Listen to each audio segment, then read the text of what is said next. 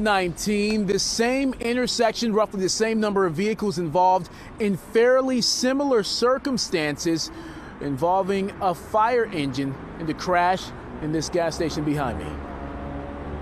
Wednesday night's crash involving a Detroit fire engine was a repeat of sorts from a year and a half ago. Back in October of 2019, a vehicle struck a fire engine responding to a call, sending it careening into the Citgo gas station at the Quinder and Outer Drive, knocking over a utility pole that wrecked another car. Last year's, it's the same accident, so now we just got one bump lift. That's now when people they come, they was complain about it. How it's happened 2 times in a year is too crazy. Detroit fire officials say while the truck was from the same firehouse as Wednesday's crash, it was a different driver and crew. So it just so happens there were 2 different accidents at the same intersection, almost 2 years apart. Different conditions. It was night. It was different weather conditions. And so, that accident in 2019 could have been a block up or a block back, but we don't see any connection between the 2 at all. Detroit police are still investigating Wednesday's accident.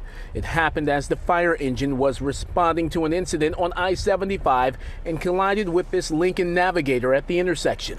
The SUV struck a light pole. The fire engine took out a gas pump and hit a truck parked next to it.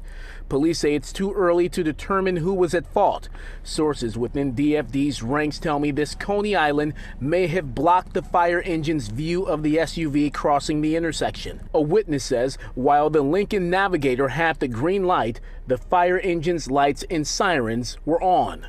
People saying that, people had music booming and stuff. That man had the light and he comes behind that building. It's a blind side, that fire truck. And how you usually slow down and peep, but he didn't peep. There's sirens, there's lights. We've got driving protocols and everything. And for a civilian driver, they just have to be aware of their environment. I mean, that could have been, instead of a fire truck, another black car. And so, it's hard, it's hard to say, but yes, you've got to be aware of the environment, and you've got to be prepared to give way to an emergency vehicle, in this case, responding to a bona fide emergency run. All right, no one hurt in that crash in 2019. No one seriously hurt in that crash last night. The investigation is ongoing. Yul, Monica. Randy, I know it's early. Do investigators believe that alcohol played a factor? Well, they say neither alcohol nor drugs played a factor in that crash last night. The fire department says the driver of that fire engine was tested for drugs and alcohol. Once he was taken to the hospital, both tests came back negative. All right, Randy reporting live. Thank you for that report.